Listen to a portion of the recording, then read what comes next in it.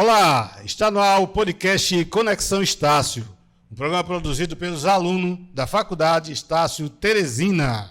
Nesta edição, vamos debater sobre a sigla LGBTQIAPN+, entender o significado, a opção sexual, o preconceito, as dificuldades para ingressar na sociedade, liberdade de expressão e muito mais.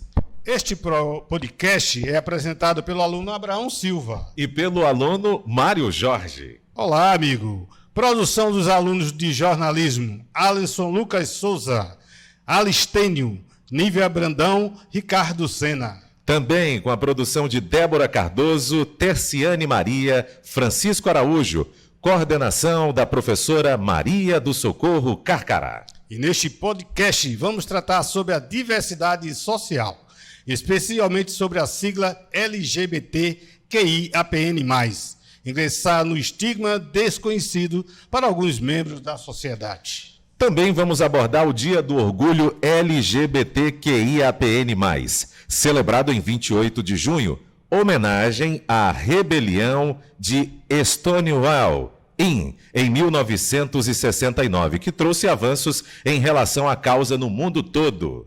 Cara amigo Abraão, eu estou muito confuso. Quando éramos criança, fomos estudar e nossos pais matricularam na escola para aprender o quê? As vogais. Sim, meu amigo Mário Jorge. Então nos ensinaram que o A era a primeira letra da palavra avião, a letra C da palavra casa, a letra E de estudar e demais letras, meu amigo. Verdade. Mas eu estou preocupado em aprender o que significa tantas letras juntas. Será que você me explica o significado de LGBTQIAPN+? Meu amigo Mário Jorge, agora você me pegou. Mas vamos convocar os universitários para falar com a gente. Isso mesmo. Certamente darão uma resposta esclarecedora. A produção está soando no meu ouvido aqui. O Alistênio, o Francisco, que convidou duas pessoas para esclarecer o significado. Assim fica melhor, meu querido amigo. Então vamos chamar para participar do nosso podcast Conexão Estácio a primeira convidada. Ela é graduada em Psicologia pela Faculdade Integral Diferencial Facide Weiden, em 2017.2. Pós-graduada em Psicologia Jurídica 2018-2019, mestrada em Biotecnologia e Atenção Básica em Saúde 2021. Atualmente, a primeira mulher transgênera é conselheira do Conselho Regional de Psicologia do Piauí, o CRP 21, ocupando o cargo como psicóloga, conselheira, secretária. E está como coordenadora do Centro de Referência e Pesquisa em Psicologia e Políticas Públicas, CREPOP 21.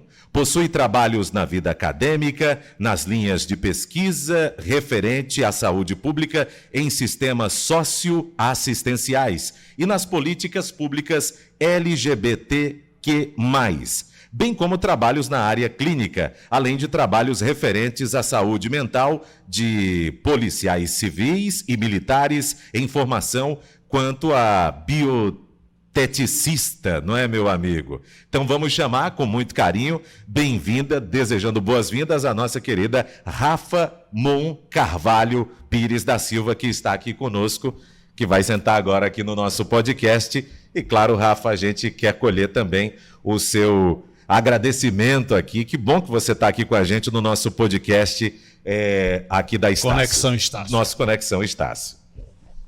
Muito obrigado, gente. Tá saindo o som aí? Tá, sim. Tá, muito obrigado, Mário Jorge, muito obrigado, Abraão. É um prazer estar aqui. Tá, hoje a gente vai ter um papo bem interessante, tá? Que bom, a gente fica muito feliz com a sua presença aqui. Obrigado, Rafa. A segunda convidada é estudante de moda, coordenadora estadual da ONG Mães da Resistência e membro do coletivo 086. A mãe de uma adolescente trans e de uma mulher bi. Seja muito bem-vinda, Amanda Vitória de Oliveira Pita. Muito obrigado, bem-vinda. Está aqui com a gente no nosso podcast Conexão Estácio. Um prazer tê-la aqui. Prazer, sou eu que agradeço o convite. Eu sempre fico muito feliz de estar participando, principalmente assim, quando é no meio acadêmico, falar quando vem de universidades, né? Porque está se abrindo agora essas discussões da sigla LGBTQIAPN+, né? Então, eu agradeço imensamente por estar aqui com vocês. E é um assunto um pouco complicado, né? Mas que precisa ser debatido. Ser né? debatido. Então, a faculdade resolveu providenciar este podcast, Conexão Estácio, né? Isso. E convidar Vossas Senhorias para participar deste programa. Rafa Pires e a Amanda Vitória. A gente quer uma síntese do significado da sigla LGBTQIAPN+. Mário. Dona Amanda, tem a gentileza. Vamos começar, é uma sopa de letrinhas, né? É uma sopa de letras. Porque, assim, quando eu era criança e adolescente, a sigla era bem pequena, né? Era GLS, que era gays, lésbicas e simpatizantes, né? E, de repente, isso foi mudando e foi crescendo, foram vindo outras siglas, né? De outras necessidades. Não se falavam nas travestis, que é o T da sigla, né? Então, ela foi crescendo. Então, vamos começar a desmembrar aqui. Eu vou desmembrar uma parte, a Rafa desmembra uma parte também. Eu tenho memória de peixe. Então, vamos começar, né? O L, lésbicas, são mulheres que se relacionam afetivamente com outras mulheres, né? G, de gays, que são homens que se relacionam afetivamente com outros homens. B, de bissexuais, são pessoas que se relacionam afetivamente. Ela, sendo uma mulher, ela pode se relacionar afetivamente com homens ou com mulheres, né? Elas são pessoas que amam pessoas, né? T, que eu considero a parte mais, digamos assim, mais complicada no sentido de sofrer mais. Né? Não é pejorativo. É isso que a gente tem que desmistificar, sabe? É a parte que sofre mais preconceito. E, no entanto, o movimento LGBT surgiu porque uma travesti, lá na revolta de Stonewall, estava à frente. E os créditos não foram dados para ela por puro preconceito. Primeiro, porque a Marcha era uma travesti. Segundo, porque ela era negra, né? Então, assim, esse estigma, essa coisa pejorativa, vem muito do preconceito. Então, a gente precisa tirar esse preconceito das pessoas, né? Eu lembro que, quando eu era criança, é horrível dizer isso, mas assim, a gente foi ensinado a ter medo de travesti. Porque dizia assim, porque as travestis elas têm gilete debaixo da língua, elas vão te agredir. E isso não passava de um mecanismo de defesa. A gente foi ensinada a olhar pejorativamente para essas pessoas que sempre foram assim, tão invisibilizadas, né? Sempre sofreram tantos preconceitos. Quer continuar, E Rafa? até hoje, né? Mesmo depois de tudo, né? Principalmente, né? Porque hoje se fala mais, porque hoje a gente tem redes sociais, então a gente vê mais, então se discute mais. Do mesmo jeito que a informação chega para a gente, o preconceito também chega, da mesma intensidade. Rafa. Bem, quando a gente fala sobre sigla, a gente tem uma constante modificações, mais pelas redes sociais hoje do que, de fato, uma normativa técnica orientativa, enfim, um consenso, vamos dizer assim, em relação às siglas. Como a Amanda falou, eu também sou do tempo do GLS, a carinha de bebê, né? Mas já tenho aí também uns anos de carreira. Mas, assim, como que surge a sigla? Né? Por que a sigla surgiu? O que isso significa? Que eu acho que é o mais importante a gente debater aqui, né? Em primeiro ponto. Bem, como a Amanda falou, o Dia do Orgulho de Ser, ele se comemora justamente porque houve essa revolta em um bar lá nos Estados Unidos, onde a polícia bateu, né, para poder fazer uma batida em preconceito para prender homens, mulheres e pessoas transgêneras, porque se existia uma lei onde era considerado como falta de decoro pessoas transgêneras, pessoas como eu, estarem vestidas, ou, como muitas pessoas falam, travestidas, com roupas do sexo oposto. Então, isso acontecia justamente porque as leis da época, elas não previam existências que não fossem o binário, que é o que a gente conhece, que é o que muitas vezes a gente fala, homem e mulher, mas mulher cisgênero, homem cisgênero, ou seja, pessoas que se identificam com o sexo ao qual lhes foi atribuído ao nascimento. Então, eu me identifico desse lugar, como você, Abreu, né? Pelo menos eu te leio enquanto um homem cisgênero preto, né? Posso estar aí errada. Isso é uma pessoa cisgênera, da mesma forma que a Amanda, onde ela se olha no espelho, ela se encara enquanto Amanda, porque foi o sexo atribuído ao nascimento e a identidade atribuída ao nascimento. Eu sou uma pessoa transgênero porque eu nasci como homem, né? Como homem com um pênis, mas eu me identifiquei ao longo da minha vida enquanto uma mulher. Então, a partir daí, eu me identifico enquanto uma pessoa transgênera, porque eu não sou binário, ou seja, eu não sou uma pessoa que me identifico do lugar que me foi atribuído ao nascimento. Então, o que acontece? Quando a gente olha essas leis, a gente fala, mas a gente está falando dos Estados Unidos. Mas e no Brasil? No Brasil era a mesma coisa. Quando a gente vem para o Brasil, ali em 1964, que foi a época do golpe da ditadura militar, a gente muitas vezes pode até pensar, mas foram as mesmas épocas, 60, 70 aqui no Brasil. Mas, na verdade, o histórico do Brasil é um histórico de um país extremamente violento para com pessoas LGBTs. Como vocês falaram no início do podcast, quando vocês eram crianças, vocês iam para a escola e aprendiam o A de avião, né, o B de bola, mas não se falava sobre essas subjetividades porque não era algo que se falava para ninguém. E por que não se falava? Porque se acreditava nesse ideal de que se nascia homem, se nascia mulher. E isso vem justamente por conta da concepção... Mas isso eram padrões que existiam desde muitos anos, né? É um padrão que existe... E se tornou um conflito depois. É um padrão que existe, na verdade, por uma norma cristã.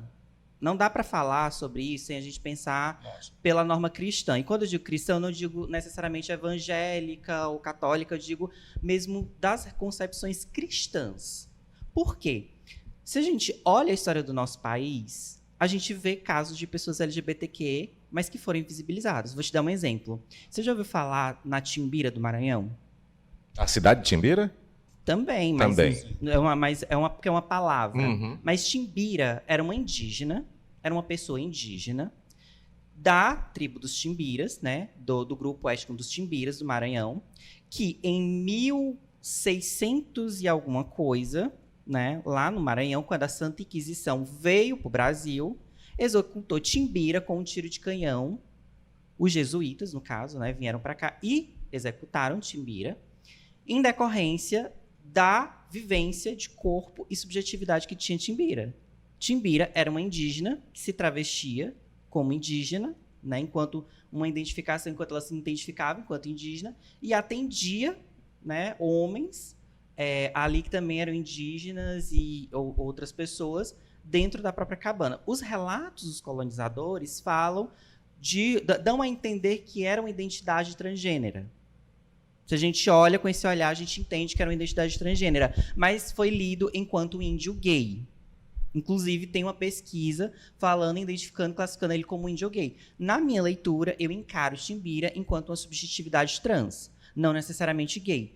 E é interessante isso, sabe por quê? Porque é o seguinte, quando a gente olha para esse contexto, a gente descobre que os povos indígenas no Brasil, eles não tinham essa mesma cabeça de que se existia homem e mulher. Eram papéis, eram formas de se relacionar com a comunidade, com a cultura. A identidade de gênero, ela também perpassa pela cultura. Antes do colonizador, antes dessa chegada, dessa invasão que aconteceu no Brasil, existiam outras identidades de gênero que hoje se perderam, muitas se perderam em decorrência da história, justamente porque o cristianismo ele conseguiu abarcar grande parte do território do nosso país, apagando outras religiões por conta da demonização e, consequentemente, a cultura, os hábitos, as compreensões de mundo. E aí, quando a gente vai mais à frente, também, durante o período da Inquisição, a gente tem Chica Manicongo, que foi um dos primeiros relatos de travestis que a gente tem em história no Brasil, que era uma mulher preta.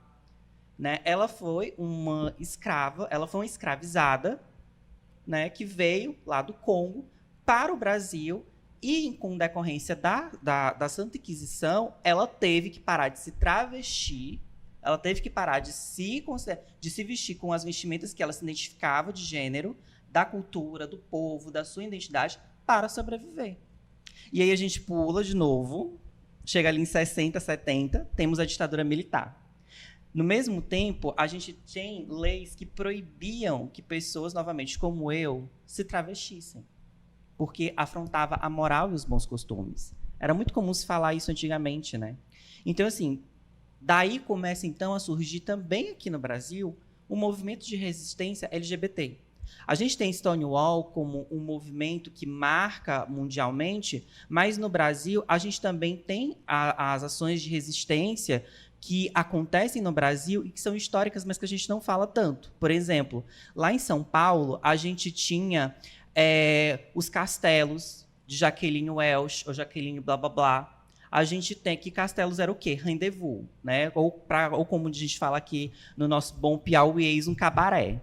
Mas esses cabarés, eles eram espaços de resistência também, não somente da prostituição. E aqui eu não vou adentrar muito no fato sobre exatamente se foram boas ou ruins essas mulheres. Mas o fato é que a gente tinha esses espaços de resistência. Era um local de refúgio, né? Era um local de refúgio para muitas mulheres trans e travestis, para homens trans. Por quê? Essas mulheres, naquela época, elas abriam boates. Então, se existia uma boate, um clube específico para os entendidos, tá, gente? Porque antigamente também a gente usava muito essa palavra, ser entendido, né? Então, assim, os entendidos e as entendidas iam para esses espaços. E a polícia batia lá também. Só que o que acontece? Nesses espaços, elas estavam protegidas e eram espaços de proteção, apesar de outras violências que também se existiam dentro desses espaços, mas eram espaços de proteção porque a rua, você não tinha proteção. Então, aqui no Brasil, por exemplo, a gente não teve necessariamente uma travesti jogando pedra num policial. Mas aqui o que acontecia? A gente teve outras formas de resistência, porque a gente também tinha o baile dos entendidos na década de 70, que era um baile onde pessoas elas iam para este baile, né, que era um baile de carnaval, para se travestir, para se viver enquanto mulher, enquanto identidade, porque era um momento permitido e era uma forma que a população também conseguia ali enxergar essas pessoas.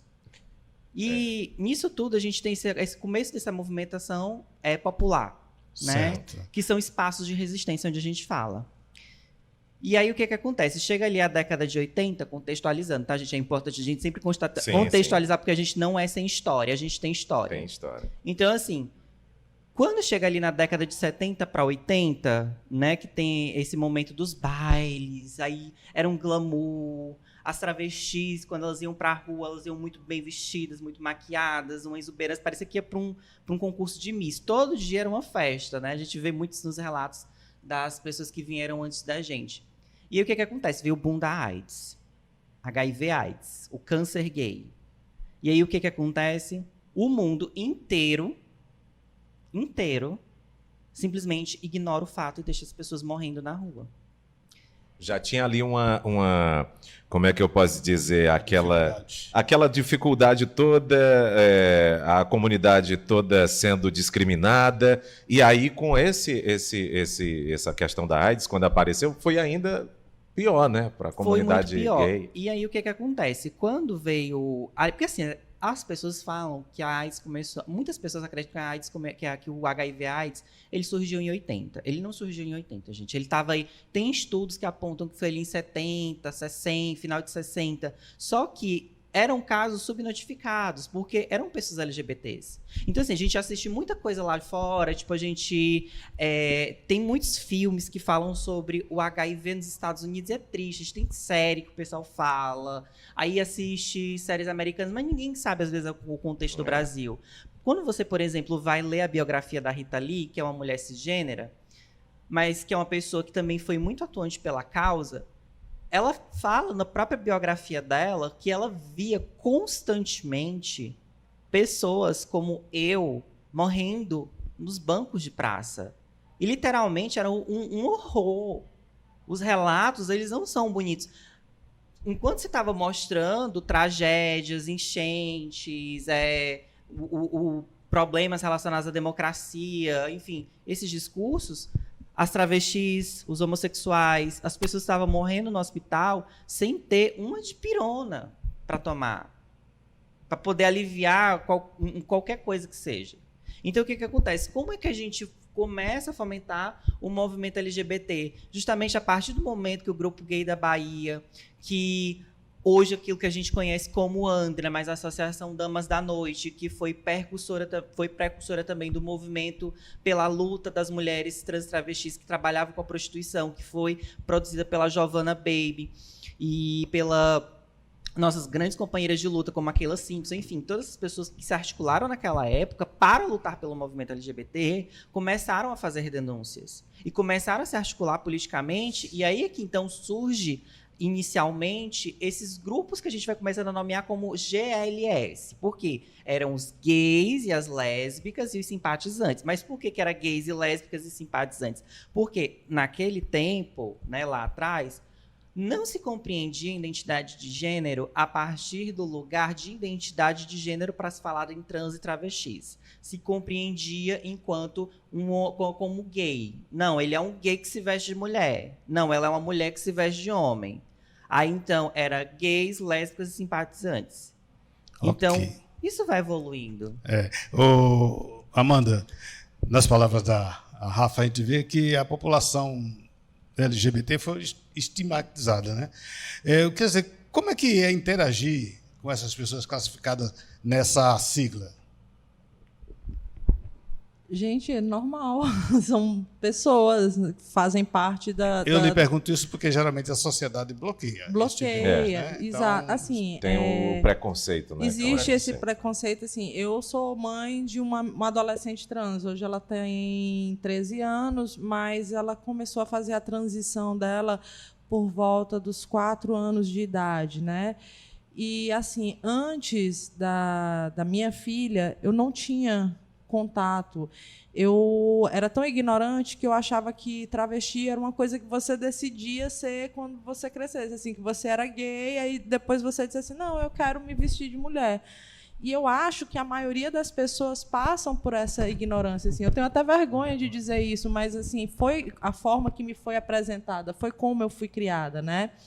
Então, quando a minha filha, muito pequenininha, começou a me verbalizar, eu trocando fralda dela, e ela falou para mim assim, olha, eu não sou um menino, eu sou uma menina.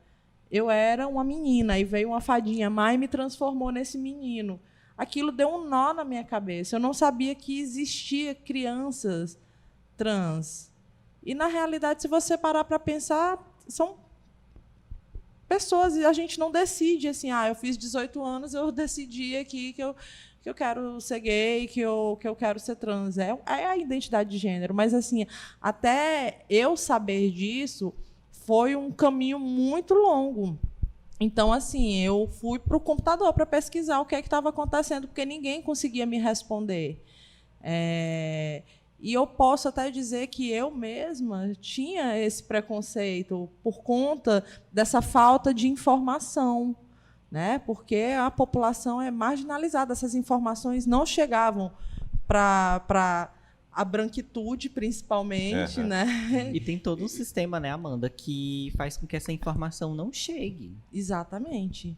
E ainda tem a questão, Amanda e Rafa, do medo, né? Eu conheço amigos que hoje são gays, que eles demoraram a assumir, a dizer, rapaz, realmente eu sou gay, por conta desse medo do que as pessoas iriam pensar. Aí disse, mas se eu falar que eu sou gay, será se a pessoa vai ainda continuar sendo meu amigo? E eu, quanto minha esposa também, a gente tem muitos amigos que são gays e a gente sempre foi muito aberto com relação aos gays de conversar e falar disso, olha, você tem que, se você quer realmente se assumir, então assuma. Você quer entrar para essa parte de você... É até um delicado assunto assim de abordar, que eu estou procurando as palavras certas aqui para falar para você.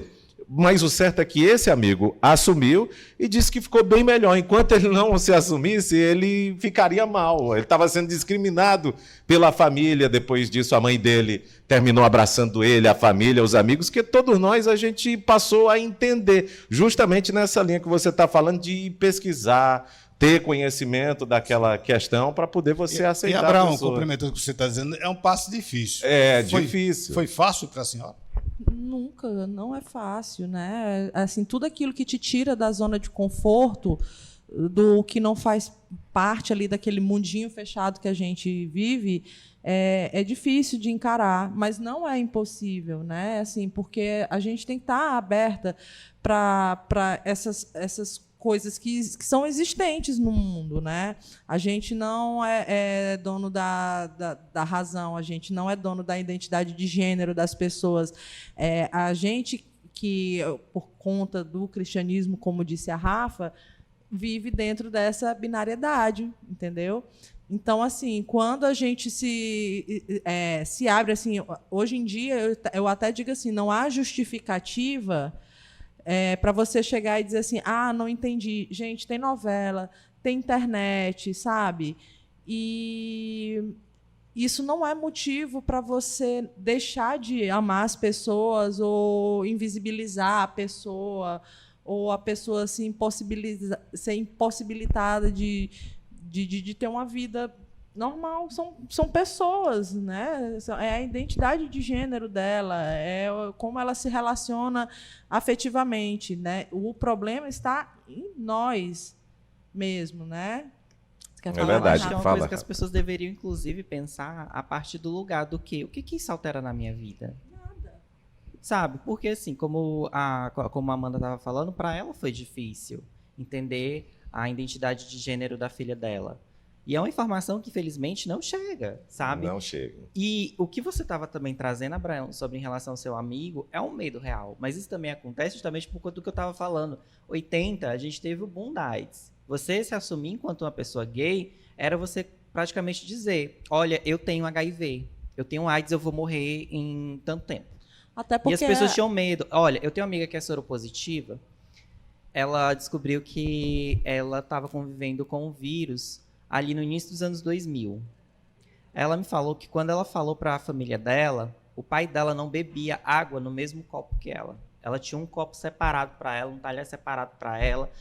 2000, a gente já sabia que não se pegava HIV porque a gente estava respirando o mesmo ar, sabe? As pessoas ficaram presas naquela ideia dos anos 80, quando começou a falar que era só abraçou um homossexual, você pegou HIV. Você apertou a mão do homossexual, você pegou HIV. As pessoas ficaram presas nisso porque era o discurso que vendia.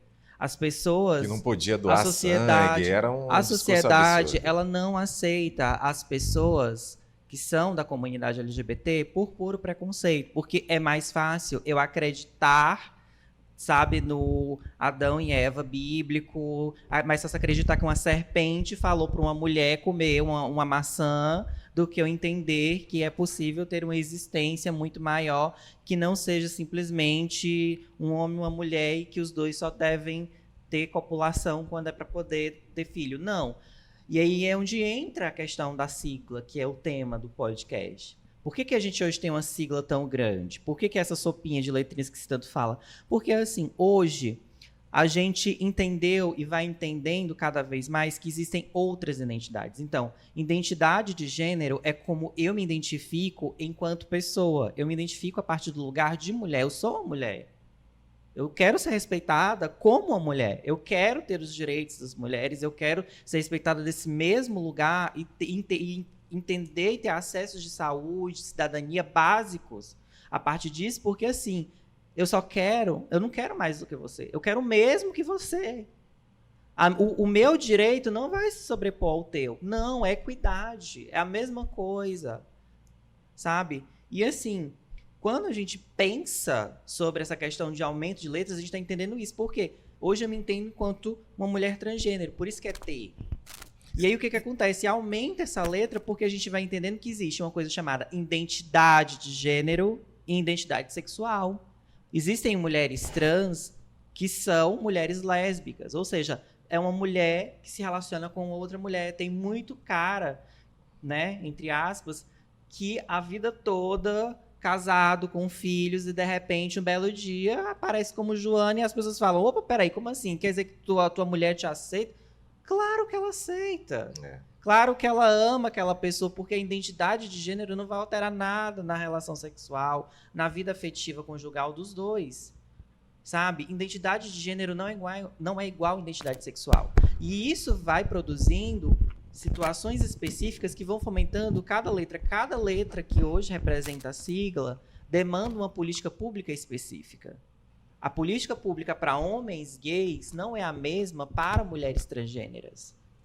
Por exemplo, o homem gay não tem necessidade de ter nome social na escola. Mulheres trans têm.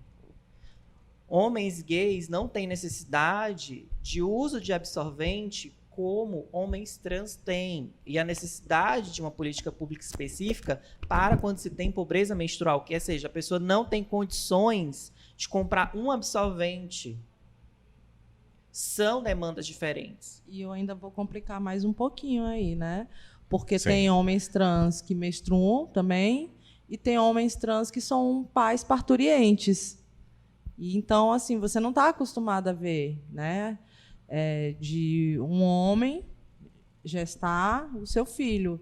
E é uma outra política pública muito específica, né? Então, assim, isso tem que ser muito aberto mesmo. Muito aberto. Nessa questão, as políticas públicas do nosso país têm que melhorar ainda muito, né, Amanda? Assim, tá muito. Você vê como um atraso ainda algumas políticas públicas relacionadas a esse público? Não, eu acho que eu fiz um curso recentemente para falar justamente sobre saúde da população LGBTQIA+. Abraão, não é uma necessidade de melhorar, porque na verdade assim, já existe. Sabe qual é o problema da política pública? Aplicabilidade. Sabe por quê? Porque é o seguinte, nós temos o SUS,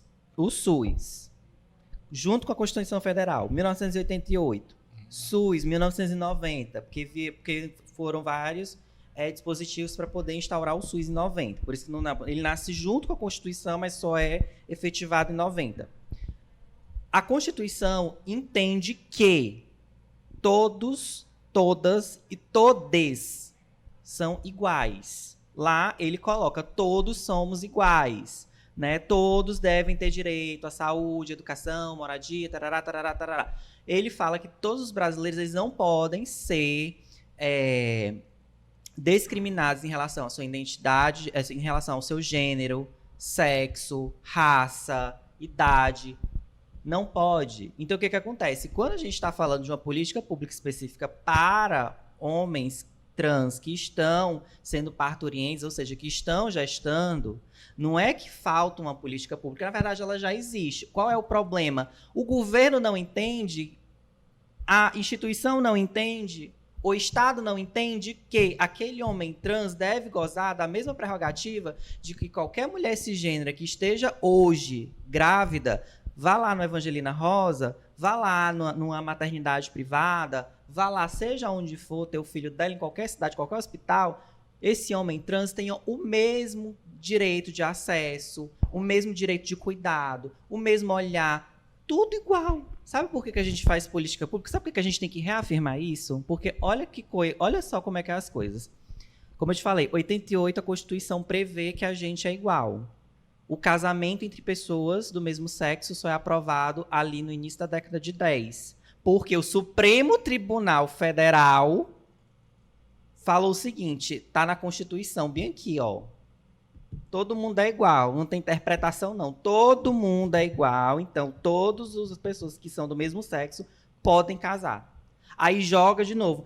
Nome social, vai lá para o Supremo fala, todo mundo tem o direito de ser reconhecido pelo nome ao qual se identifica, pelo gênero ao qual se identifica. Aí o cartório tem que alterar. Por quê? Porque parte da compreensão do governo. E aí o que acontece? Muitas vezes o governo que está em poder, o governo que está em vigor, e eu não estou dizendo a nível presidencial, eu estou falando do mais básico, do vereador. Não é nem do prefeito, é do vereador. que fala, olha, na minha Bíblia tá dizendo que não pode. Tá, mas não é na sua Bíblia, é na Constituição que você tem que se pautar. Na sua Constituição tá dizendo que nós precisamos desse acesso. E muitos ainda se pautam dessa forma. Exatamente. Né? Então, o que acontece? Não é que eu seja contra a religião. Gente, não é sobre isso. Eu tenho minha religião privada. Tudo, Até porque nem todo mundo é cristão. Exatamente. Mas o ponto é que as pessoas querem se utilizar de uma prerrogativa da sua religião para poder se sobrepor à Constituição. Então, o que acontece? Nós temos políticas públicas, mas os direitos para as pessoas, para as pessoas LGBTQIA+, elas são direitos provisórios, né, e interpretativos. Porque não tem uma obrigação judicial, a não ser quando vai para o Supremo manda o cumpra-se, ou o governo superior manda o cumpra-se para o Estado, que aí o que acontece? Faz para poder fazer a implementação. Por quê? Porque vai na interpretação. O Abraão está bem que sim, ele é secretário do Estado. Se ele não entender que pessoas com útero, quando eu falo pessoas com útero, eu estou abrangendo homens trans, pessoas não binárias, toda pessoa que tem um útero tem o direito a acesso a absolvente, não tem ninguém, com exceção da Justiça Superior que está acima dele, ali na instância superior, fazer o cumpra-se, porque já está lá. Já está lá nas leis, diretrizes básicas da Constituição. Mas a ser aplicada, né? Só falta ser aplicada. Aplicada da maneira correta. Me diga uma coisa. Quando você se descobriu trans, foi difícil para você comunicar a família? Como foi que ela reagiram? Seus amigos? Eu nunca me descobri, porque eu sempre soube. A questão não é se descobrir, porque assim, a gente sempre sabe. Eu acho que a questão, Abraão, é a gente ser inteligente. Por que eu te digo isso? Porque é o seguinte, eu tenho um privilégio que outras pessoas não têm, que eu sou uma pessoa branca. Quando uma travesti, assim como eu, uma mulher trans como eu, ela é preta e mora na periferia, ou ela teria as mesmas condições que eu tive em relação à classe social, família, geralmente essa pessoa ela é botada para fora de casa. Porque sempre se escala, sempre tem uma escala maior, né? Então, assim, eu sofro bem menos do que muitas outras. A minha dor não é a mesma daquela que está lá na rua. Mas eu entendo aquela que está lá na rua. Então, assim, eu tive o privilégio de esconder a minha identidade de gênero. Porque a vida toda eu sempre soube quem eu era. Nunca tive, assim, de dizer pra você, assim, eu me descobri. Não, eu me entendi a vida inteira. Eu era criança, eu sonhava que eu ia entrar na igreja pra casar com véu e grinalda. Eu sonhava que um dia eu descobri que eu era uma pessoa hermafrodita, que hoje a gente que hoje a gente entende como intersexo. Depois a gente vai falar sobre isso. Mas eu sonhava que eu descobri que eu era uma pessoa hermafrodita e queriam fazer a cirurgia pra poder eu me tornar mulher. Entendeu? Então, assim, eu sempre soube. A questão é, eu sabia que se eu não escondesse aquela identidade morando onde eu morava, no interior, porque eu sou do interior, não resido, inclusive, em Teresina, resido no interior do estado.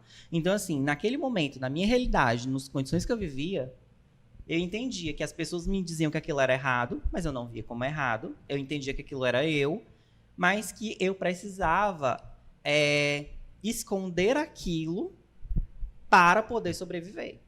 Então, eu tive, por exemplo, o privilégio de estar na graduação, começar um processo de transição, ter que passar por um processo de destransição na graduação, para me terminar minha graduação e esperar que o mercado me absorvesse, que não me absorveu. E, na verdade, eu só fui ser absorvida pelo mercado depois que eu falei assim, eu posso continuar desempregada, fingindo ser uma coisa que eu não sou, ou eu posso, pelo menos, abrir para o mundo, de fato, quem é a minha identidade, quem eu sou, e ser uma desempregada, mas pelo menos a minha depressão não vai estar ali batendo na porta. E aí foi quando as portas começaram a se abrir para mim. As portas se abriram. Não foi fácil, né? Foi bem complicado esse período todo, né? Não, assim, anos, isso né? Também dá um podcast, mas acho que a gente pode trazer ainda algumas coisas aí dessa minha experiência. Vamos lá, Mário Jorge. A gente estava aqui nesse debate, agora a gente vai falar um pouco das preferências artísticas, né? Esportivas, cinema, arte, etc., que mais inspiram vocês. Eu vou começar aqui pela nossa amiga Amanda, para ela falar o que ela se inspira mais, em qual... A filha dela a filha dela também, e ela também. Eu queria que falasse para a gente se é cinema, arte, as preferências artísticas, a sua e da sua filha. Preferências artísticas, vamos lá. Eu acho que na minha vida, em primeiro lugar, vem a música. Meu pai é músico, radialista, e aí eu cresci ganhando discos e tendo acesso a músicas, né? Inclusive, assim, grandes memórias afetivas que eu tenho com as minhas meninas, com todas três, sempre envolve músicas, né? E a Dani, que é a minha filha, que é trans, ela está descobrindo músicas que eram músicas que eu ouvia e que eu não me lembro assim necessariamente de ter passado para ela, né? Mas eu descobri que isso veio também muito do TikTok. Eu não tenho, mas ela, assim, eu acho que é uma coisa boa dessa rede social, né? Mas ela se aprofunda muito nisso. Então, assim, ela tem as playlists dela e o gosto dela assim é incrível, assim, que vai das divas do pop, anos 80, ela escuta muito punk, né? Porque eu, na minha adolescência, eu era punk. Sempre fui muito revolucionária. E aí, de repente, às vezes eu escuto ela ouvindo bandas que eu escutava na adolescência. Meu Deus, tu conhece isso, sabe? Porque ela vai e pesquisa e assim, é uma afinidade, assim, é o que mais me liga com as meninas, a música, né? E, assim, acho que a gente curte um pouquinho de cada coisa. A Dani, ela faz um acompanhamento no Hospital das Clínicas em São Paulo, então, praticamente, todo mês a gente tem que ir para São Paulo. E o que acontece? A gente vai num dia, a consulta no outro e a gente vem embora no outro. Então, a gente tem muito tempo ocioso, né? Porque as consultas geralmente duram 1 hora só, então a gente tem muito tempo ocioso. O que foi que eu decidi fazer? Não, a gente vai, então, pegar tudo que é cultural de São Paulo de graça, onde o ônibus e metrô levar a gente vai. Então, assim, a gente tem muito acesso hoje em dia a exposições, a gente gosta muito, né, disso, exposição de fotografia, exposições de tudo que você imaginar. E, lógico, que o cinema também é outra coisa que une muita gente, né? A gente gosta muito de assistir filme, documentário. Eu não sou fã de série, porque a minha cabeça não consegue acompanhar. E, assim, eu entendo. Quando vê, assim, tem uma série nova, está todo mundo assistindo, aí eu já não tenho nem vontade de ver. Assim, eu não consigo, eu não tenho... A minha cabeça não funciona desse tanto, assim, sabe? Eu acho incrível pessoas que conseguem maratonar, mas, assim, eu, para assistir um filme, eu tenho que assistir ele de 3 vezes. Tem que ser, assim, bem de pouquinho, né? Porque eu vou assistindo, aí eu volto, aí eu esqueço e vou... E eu acho Se for um filme de 2 horas, assiste 1 hora, depois deixa outra 1 hora. Mas é basicamente isso mesmo, assim. Quando eu assisto com as meninas, a gente... vamos assistir isso aqui junto, que é legal. A gente gosta muito de ver documentário sobre tudo. Mas assim, sempre o gênero é o mesmo? Não, é bem variado. Assim, por exemplo, assim, quando dá em dezembro, eu fico torcendo para começar as comédias românticas de Natal. Eu amo filme de Natal. Mas, assim, ultimamente eu tenho visto e revisto muitos filmes da década de 80, porque, inclusive, eu acho que as produções, antigamente, antes do Netflix, eram melhores. Eu tenho problemas com esses filmes novos. Os mais atuais, mais né? atuais, assim, com questão de produção. Só assim, lembrei agora da Magia da Sedução, Elvira. Maravilhoso, né? Muitos filmes bons, né? Não fazem filmes tão bons como antigamente hoje, né? E, Na assim, minha opinião, eu tenho desencavado assim, uns filmes assim. Tem um que virou o meu filme favorito agora, que ele é um filme de 1992, como Água para Chocolate. Ele é um filme mexicano, mas ele, assim, ele é um drama, assim, que ele é incrível, sabe? Aí eu tô, assim, eu vou para todo mundo, assiste.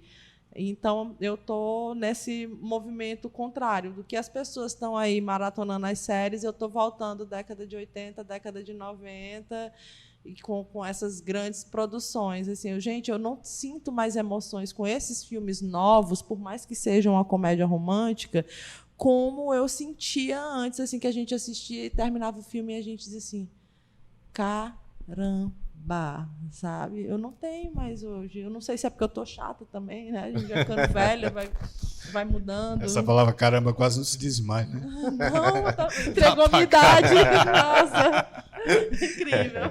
E Rafa, e você? Olha, eu sempre gostei muito de novela, né? Enfim, uma criança que vivia no interior e tinha uma televisão.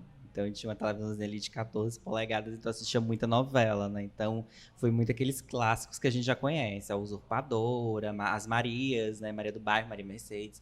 Mas eu tentava encontrar filmes que fizessem sentido para mim. Eu sempre fui muito do cinema. Então, eu sempre gostei muito de filmes antigos. Eu tinha uma paixão, até hoje eu tenho uma paixão doentia pela Elvira, Rainha das Trevas. Eu amo aquele filme, né? Eu adorava quando eu falava pra eu sempre que ele passava na sessão da tarde, eu falava pra mamãe, hoje não vou pra faca, hoje não vou pra escola, porque eu vou assistir Elvira. Elvira. Eu tinha isso com o Eduardo Mãos de Tesoura. Ah, eu gostava. E todas as vezes que passava, eu assistia e eu chorava. Mas eu gosto Outro também grande muito de filme. filmes antigos. Eu tava numa vibe recentemente, assisti filme muito da década de 40, 50, aqueles filmes americanos onde a gente podia acreditar no amor, pastelão, mas a gente acreditava no certo romance, né? Hoje em dia a gente não tem mais tanto isso, a relação é outra. Mas enfim, eu gosto muito de filme noir. Muito bacana. Que bom ouvir essas preferências artísticas de vocês. Eu tenho uma pergunta aqui para a Amanda. Ela que é coordenadora estadual da ONG Mães da Resistência, né, e membro do coletivo 86, e a sua filha, né, que é trans, Uma bi. e bi. Como é que é tratar desse assunto com os filhos também na coordenadoria da ONG, né? Acho que é isso, né? Com as outras pessoas que têm esse... É porque, assim, a ONG, ela é uma ONG de mães que lutam pelos direitos dos filhos LGBTQIAPN+, né? Então, assim, quando chegam as demandas para a gente, já está na sigla, né? Uhum. Então, assim, chegam pessoas que se sentem muito só, muito desorientada, pessoas que têm medo, que não sabem o que fazer, né, quando chega na ONG. E, assim, nada melhor do que você ter a sua mãe do seu lado, a sua mãe brigando ali com você, sabe? E, assim, eu, desde o início, eu fui essa mãe. Eu entrei no Mães da Resistência até recente, porque eu passei uns 4 anos afastado dessa questão da militância, porque como começou muito cedo a transição da Dani, eu tive que começar a brigar muito cedo. Então, assim, em tudo que você imaginar de que eu pudesse fazer para garantir os direitos da minha filha, porque, assim, com o adulto, esses direitos são mais fáceis, porque sempre tem uma questão etária, né? Você tem os direitos, mas a partir dos 18 anos. Então, eu tinha que entrar nessas brechas de lei ou então brigar para mudar isso, né? E eu comecei a fazer essa militância sozinha, aqui em Teresina, quando eu comecei só em 2015, 2014, 2015. Eu não conhecia. Gente, será que eu vou ser a única? Eu sozinho remando? Assim, em 2019, eu comecei a receber relatos de outras crianças, mas somente no ano passado, pela primeira vez, a minha filha estudou com outra menina trans. Eu só conheci outra fisicamente, pessoalmente, ano passado. Fora São Paulo, né, que o ambulatório já faz esse acolhimento de crianças, que a gente participa lá do ambulatório trans de São Paulo desde 2016, né? E quando eu passei acho que foram 3 anos afastadas, 3, 4 anos afastadas, a minha filha, ela meio que estava cansada, porque, tipo assim, eu não deixava as demandas chegarem nela, mas ela sabia que era relacionada a ela, né? Então, assim, ela, uma vez por outra, ela me via num jornal, ela não entendia muito bem, mas ela sabia que era ligado para ela.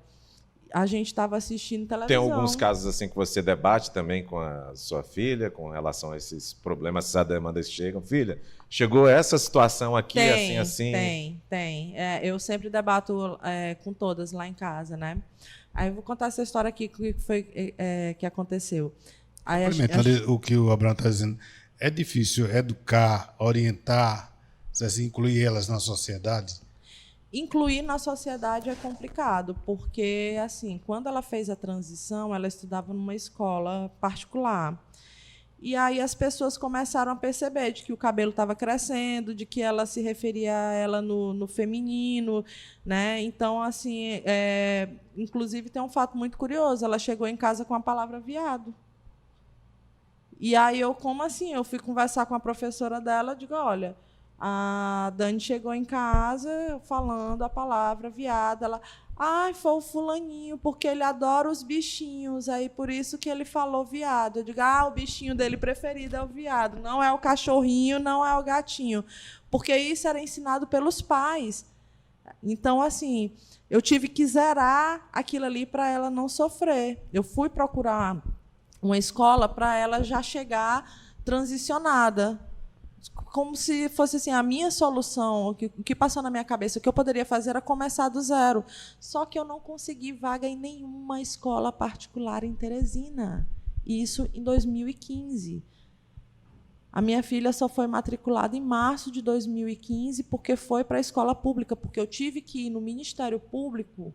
Acionou o Ministério Público para conseguir. Eu já fui em vara da infância e do adolescente, já me levaram para o Conselho Tutelar.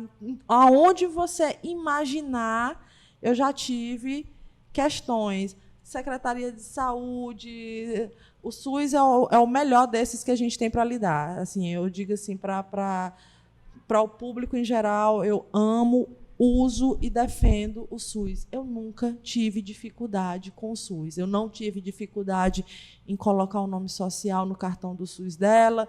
Eu não tive dificuldade de atendimento médico particular, que eu chegava, ele dizia assim, eu não sei como fazer. Eu digo, gente, é um ser humano.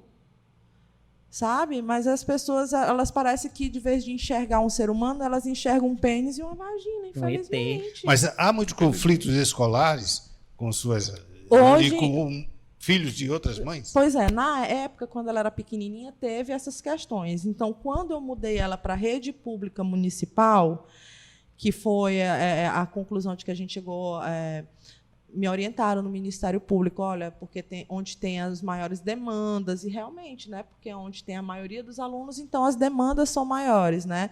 Em todas as escolas que ela estudou, ela sempre foi a única aluna trans, mas ela sempre foi respeitadíssima, né?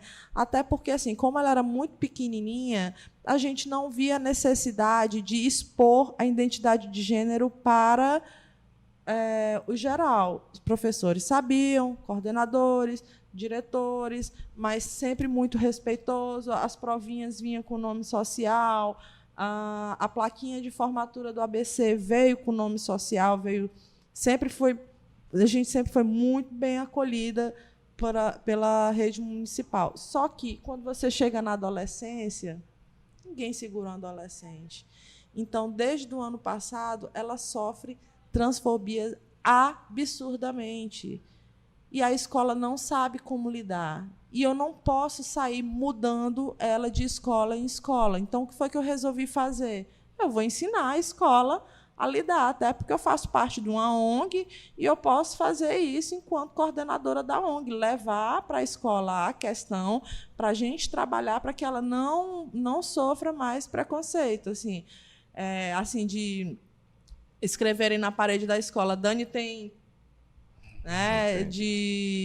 dela estar passando, andando normalmente, a menina colocar o pé para ela cair, sabe?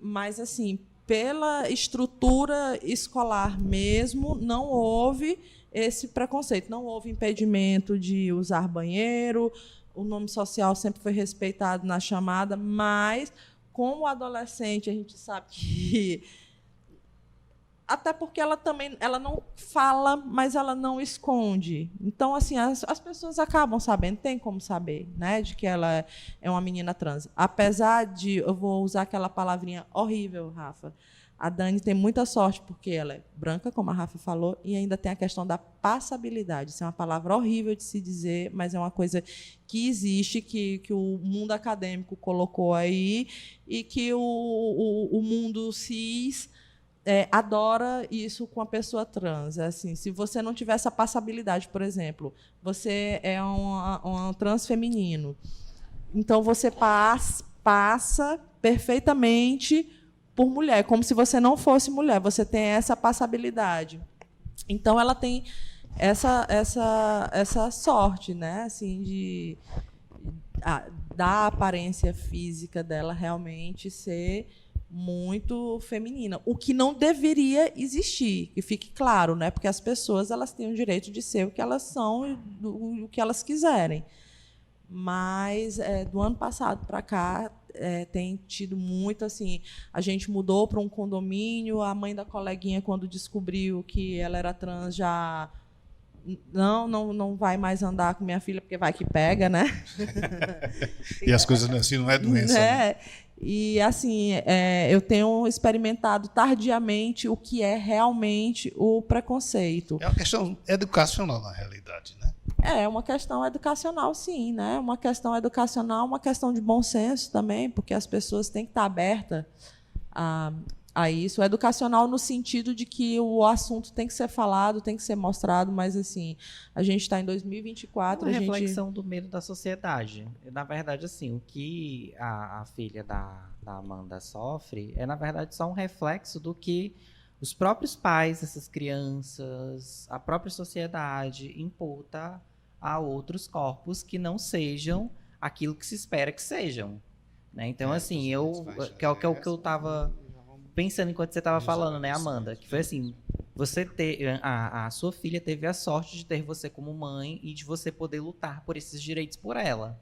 Né? A minha mãe, ela sempre foi uma pessoa que teve amor incondicional por mim, né? Então ela sempre me amou e tentou da forma dela me aceitar, trabalhar comigo. A gente, enfim, é uma história que eu prefiro não comentar, não entrar em detalhes, mas assim, a minha mãe sempre fez o que ela pôde fazer por mim, né? Mas a minha mãe, ela nunca teve essa compreensão que, por exemplo, a Amanda tem enquanto mãe de uma pessoa trans. Por isso que, por exemplo, eu tive que me esconder. Então, assim, o preconceito que eu sofri, as violências que eu sofri, são um pouco similares do que o que hoje a Dani sofre, né? É parecido, mas não é igual, porque são épocas diferentes, contextos diferentes. Mas é muito notório essa violência da sociedade, é como a Amanda estava trazendo.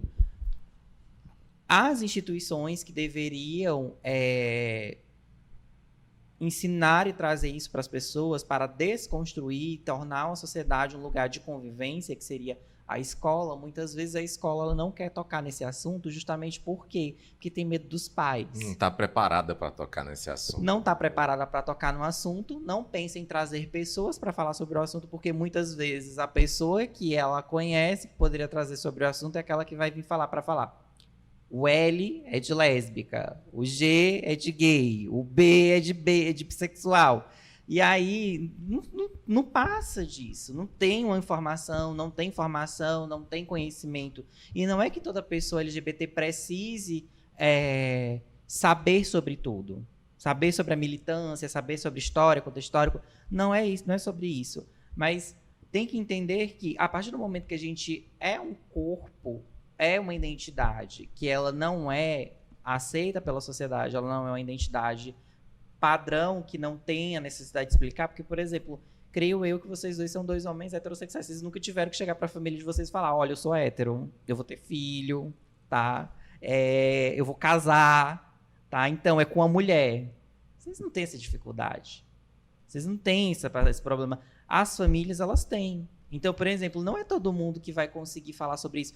E quando a gente assume isso, a gente também muitas vezes tem que entender que isso também, assumir é uma posição política, porque é dizer, eu não aceito que você me trate menos. Você não precisa saber todo o contexto histórico, mas você precisa entender que também é uma situação política, porque a partir do momento que você deixa que você é um homem gay e você deixa que uma mulher trans seja escorraçada de dentro de um banheiro feminino porque ela se identifica com a identidade de gênero feminina e entra lá dentro, e ela é escorraçada lá de dentro, você não faz nada, você está contribuindo para que o sistema continue matando outras pessoas. Então, assim, é necessário que as escolas elas tragam pessoas para conversar com essas pessoas, porque a Amanda está trazendo aqui exatamente a mesma coisa que poderia ter, que também é um pouco da minha história. Porque eu não nasci de um ovo. Eu não nasci que nem aquela Vênus, acho que de Botticelli, que simplesmente abre uma concha, né, que é uma figura muito famosa de uma mulher dentro de uma concha cobrindo o órgão genital dela com os peitos de fora. Eu não nasci desse jeito. Amaria ter nascido, não vou mentir, que eu gostaria muito de ter estreado na vida desse jeito. De repente tá sendo que nem a Vênus, amaria. Mas não foi assim. Eu fui uma criança também. E como criança, a gente nota o preconceito desde cedo. O olhar do tio, o jeito que a avó trata diferente. Mas esse preconceito também, né? A minha visão que eu pude perceber quando a Dani era criança, o preconceito quando era de criança para criança vinha porque vinha dos pais da criança. E não necessariamente da criança, porque para a criança estava tudo bem. Por exemplo, quando a Dani falou assim, no condomínio, eu quero descer de vestido. A primeira vez que ela resolveu sair para brincar de vestido. Quando a gente chegou, as crianças estavam brincando embaixo, e aí elas pararam, olharam assim, tia, a Dani, que não era a Dani na época, né? A Dani agora usa vestido? Usa. A Dani, a partir de hoje, é uma menina. Tá, vamos brincar. Foi assim, entendeu? Já os pais, né, das crianças. E aí, quando vinha a questão dos pais saber, é que isso se complicava. Mas como assim? Mas por quê? Não, tá errado, sabe? Uma das primeiras coisas que a minha filha aprendeu a falar foi tá errado, porque as pessoas olhavam para ela e diziam assim, tá errado, e não estava errado. Não estava no padrão deles, não estava errado coisa nenhuma. E eu fiquei indignada, eu tinha ódio dessa palavra tá errado. Eu passei muito tempo... De tanto ouvi-la. De tanto ouvir. Realmente é muito complicado. Olha, eu tenho uma pergunta aqui para a Rafa. Você trabalha ainda hoje com saúde mental, né? De policiais civis e militares, não é isso? Olha, o trabalho que eu faço em relação a policiais civis e militares, hoje ele está em pausa, né? Uhum. O que eu tenho é, na verdade, um grande conhecimento e trabalho também. Já trabalhei na clínica, já atendi outros policiais civis e militares, mas assim, o que eu trabalho é o sofrimento mental que existe lá dentro. Porque a gente, muitas vezes, olha e encara a polícia somente como uma expressão de ódio. A gente não entende que a violência policial, ela advém também de uma estrutura. Então, a estrutura lá dentro é uma estrutura também de abuso. É uma estrutura onde existem violências que estão muito mais voltadas a um assédio moral, a humilhação. Então, o reflexo, muitas vezes, do que acontece nas ruas pelos policiais civis e militares é um reflexo da própria cultura que também tem dentro dos quartéis. Mas, Rafa, há algum problema de opção sexual dentro da segurança pública? Dentro da corporação militar? Olha, eu nunca trabalhei as questões voltadas à sexualidade e a gênero dentro das forças militares. São outras demandas que eu atendi lá dentro. Que eu trabalhei com pessoas que estavam lá dentro.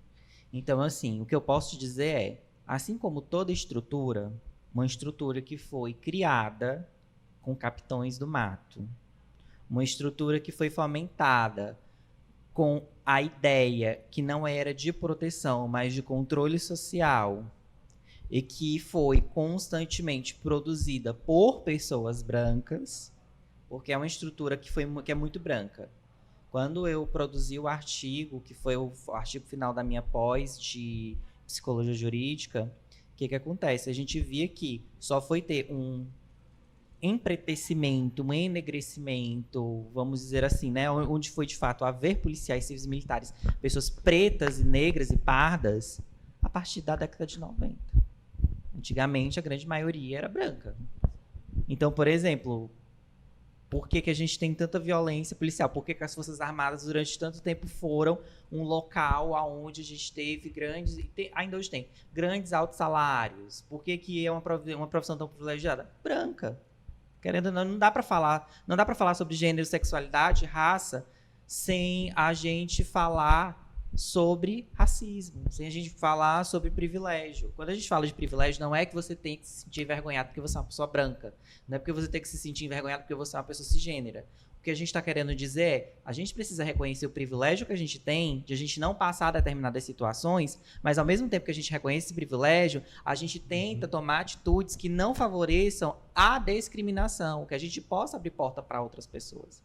Então, assim, diante de toda essa estrutura, lógico que você vai encontrar lá uma gama de problemas voltados a gênero e sexualidade. A própria Bruna Benevides, que hoje é uma das pessoas responsáveis por trabalhar com a produção dos dados para a ANTRA, que é a Ação Nacional, que é a Articulação Nacional de Pessoas Trans e Travestis do Brasil, que faz o relatório anual da morte, da morte da violência sofrida por pessoas trans e travestis no Brasil, que não tem dados oficiais do governo, é de uma ONG que produz isso. Ela é uma policial civil-militar. Ela foi quase... Ela é da Marinha. Ela é da Marinha. Ela quase foi afastada das funções por conta da identidade de gênero dela. Assim como outras antes dela também foram. Hoje em dia, a questão sexual, ela já não se torna tanto um problema. Sexualmente falando, homens, mulheres lésbicas, homens cisgêneros e mulheres lésbicas, elas não sofrem hoje mais tanto preconceito como antigamente. Isso é um fato. Tá? Hoje é mais aceitável, justamente por conta também do machismo. Né? Porque, tipo assim, eu vou usar essas palavras, tipo, tá tudo bem ser viado, mas não pode se vestir de mulher. Então, assim, hoje em dia já não é uma questão tão grande. As pessoas hoje em dia usam até daquela frase, eu não tenho preconceito, eu tenho um amigo que é gay. Tem amigos que são, né? Então, assim, pra eles, é de boa desde que a pessoa não seja afeminada. De boa desde que a pessoa não tenha trejeito, não desmunheque. Tá ótimo, sabe? O cara é machão. Chega um comentário, você mesmo ouve lá em certos comentários, quando você às vezes está sentado, assim, no meio de policiais, assim, olha, fulano é gente boa demais. Tu nem imagina que ele é bicha. Aí você ouve esse tipo de comentário. Né? São coisas que você vai ouvindo. Não é uma coisa que é notória a violência. Porque, como eu falei, a Constituição Militar do Brasil, ela não é produzida para proteção, ela é produzida para controle. E a gente controla quem? A gente controla quem a gente encara como uma ameaça. E quem que a gente encara como ameaça? A população preta desse país, que é a que mais é morta por tiro. A gente vê também muito controle em cima de corpos LGBTs, porque assim, quando eu estava falando para vocês 70, 80, gente, vamos pensar aqui o seguinte, muitas pessoas que talvez assistam isso, depois se informem, ou um dia isso aqui viralize, vão falar assim, mas ela falou sobre Jacqueline Welch. Jacqueline Welch, ela era uma cafetina lá em São Paulo, que mandou matar, que bateu, que não sei o que fez aquilo. Ela tá aí enaltecendo uma pessoa que é criminosa. Tá, vamos pensar o seguinte. 70, 80 e ainda hoje também isso acontece. Você é uma menina trans com 13, 14, 15 anos de idade que saiu do norte, nordeste, grande parte, sempre saiu muito daqui. Você vai para São Paulo, fugida num ônibus, 70, 80, porque tua família te botou para fora de casa, né? Você chega na cidade grande, não tem emprego para você porque você é bicha. Vamos dizer assim, né? Você só vai encontrar emprego aonde? Na rua. Porque ninguém vai respeitar a tua identidade de gênero. Então, ninguém quer empregar travesti. Quem está trabalhando emprego para travesti? Até hoje é uma pergunta que a gente tem que fazer. Hoje a gente está vendo pessoas se inserindo no mercado, mas vamos voltar um pouco no tempo. E ainda hoje está porque quando a gente volta no tempo, a gente se pergunta sobre hoje, tá? Naquele tempo lá, 70, 80, quem é que dava emprego para travesti? Era um ponto fora da curva que tinha um emprego formal, uma carteira assinada. A grande maioria estava na rua. E eram pessoas que eram adolescentes, a idade da filha da Amanda, que eram expulsas de casa. Então ia para prostituição. Quando chegava na rua, que tinha que ir para a esquina, tinha que enfrentar a violência das outras que estavam ali também, disputando pelo ponto, pelos clientes, porque no dia que ela não trabalhava, ela não comia. Da mesma forma que acabava disputando também ali a violência com a polícia. Porque o policial chegava, dava um cacetete na cabeça da pessoa, prendia a pessoa por depravação, ficava 2, 3 dias sem dormir na delegacia porque passava por tortura, tinha a cabeça raspada muitas vezes. E aí eu te pergunto, e aí? Como é que a gente não olha para essa violência? Hoje, a gente tem o país que continua sendo um dos que mais mata pessoas trans e travestis no Brasil, isso é o dado da ANTRA. Todo ano a gente vê esses mesmos dados se repetindo. Então, assim, a gente é o país que mais... Pelo 15º ano consecutivo, a gente continua matando pessoas. E aí o que acontece? Quando você vai olhar, inclusive, as violências causadas, são geralmente por pessoas da minha faixa etária de idade, ali entre os 20 e 30 anos. E aí o que acontece? A gente está fora da escola porque a escola não respeita, que era o que a Amanda está trazendo. A gente vai no posto de saúde, o posto de saúde não atende a gente como deve, porque acha que a gente é um alienígena, a gente é o ET Bilu, né? Aí... Eu quero só fazer uma vírgulazinha aqui, que eu falei que a Dani foi muito bem recebida em escola, em posto de saúde, mas porque ela tinha uma mãe também ali A para mãe brigar. estava sempre ali ao lado. Do lado. Ela não Brigando estava, pelos ela não estava filhos. sozinha.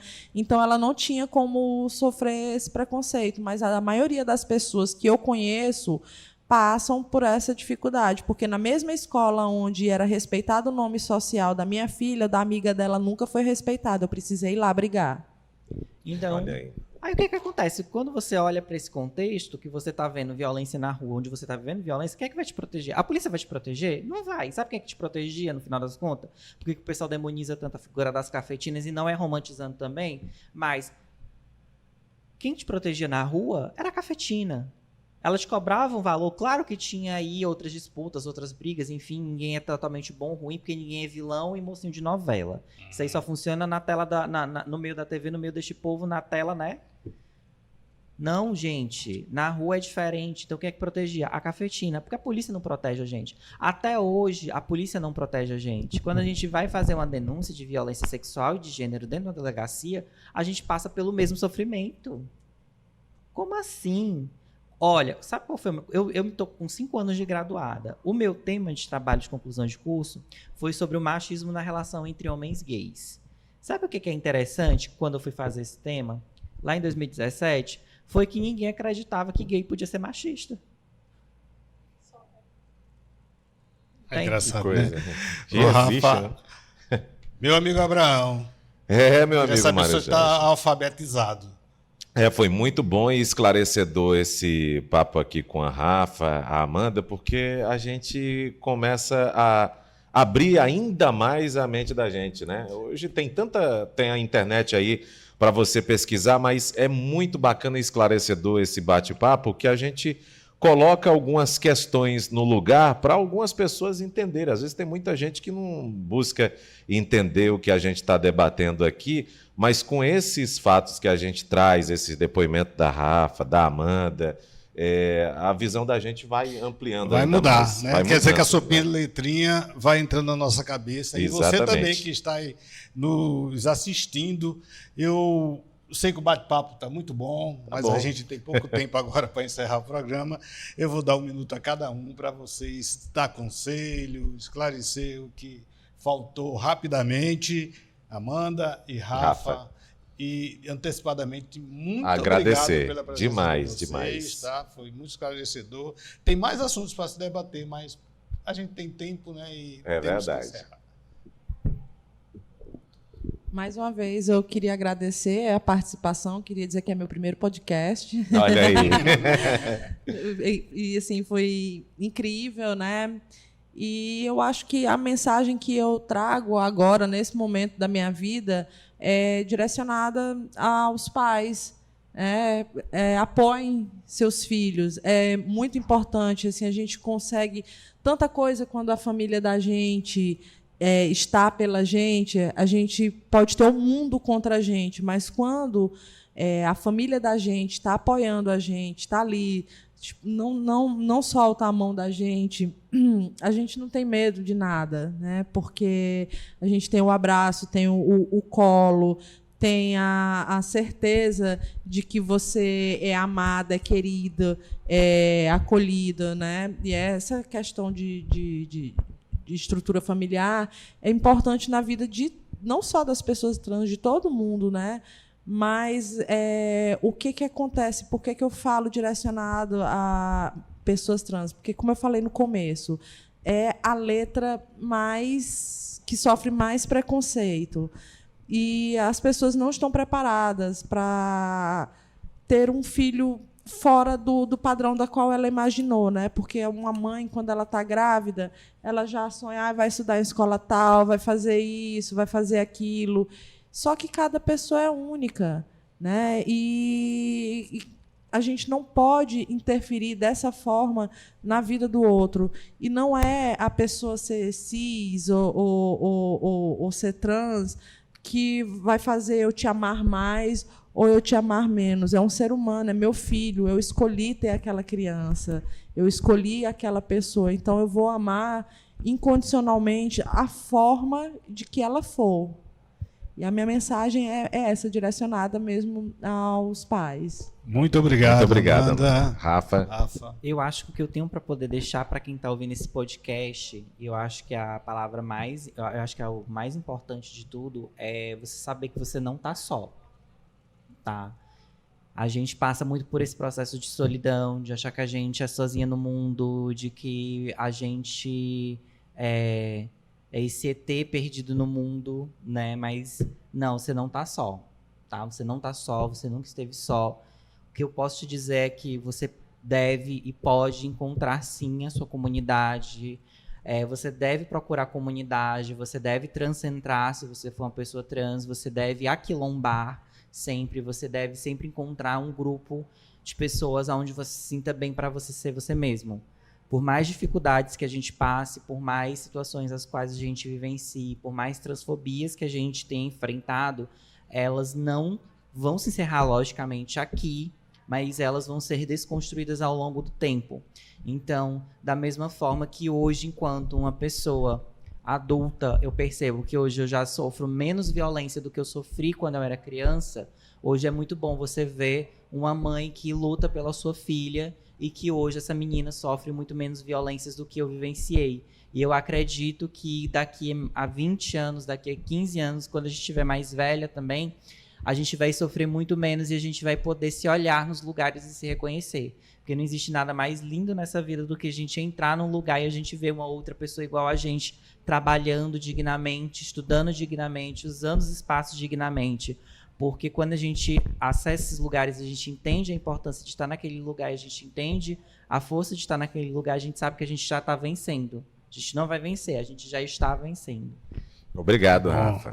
Este programa teve a produção dos alunos de jornalismo da Faculdade Estácio, Alisson, Lucas Souza, Alistênio, Nível Brandão, Ricardo Sena. Débora Cardoso, Tessiane Maria, Francisco Araújo, a coordenação da professora Maria do Socorro Carcará. Na técnica, Bernardo Silva.